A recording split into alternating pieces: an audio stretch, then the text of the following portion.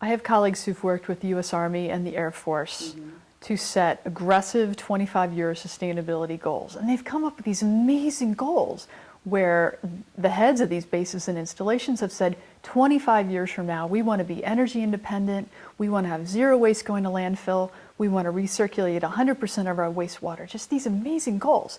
And then they bring in the next level down and they say, okay guys, let's backcast from where we are today to where we want to be. How do we get there in 5-year increments?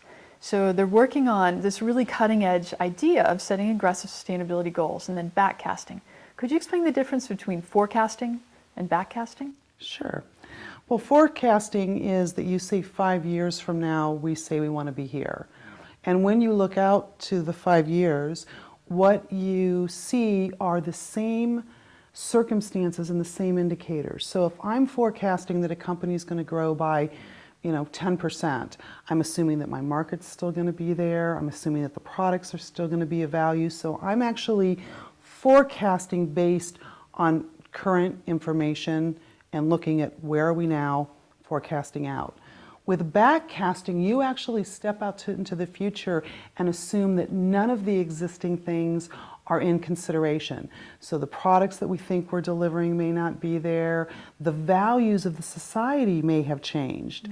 So you actually envision a future that you would want to have as opposed to a growth from where you currently are.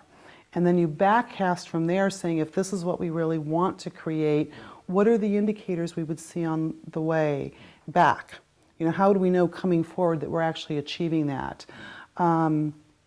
How would social norms and values have changed?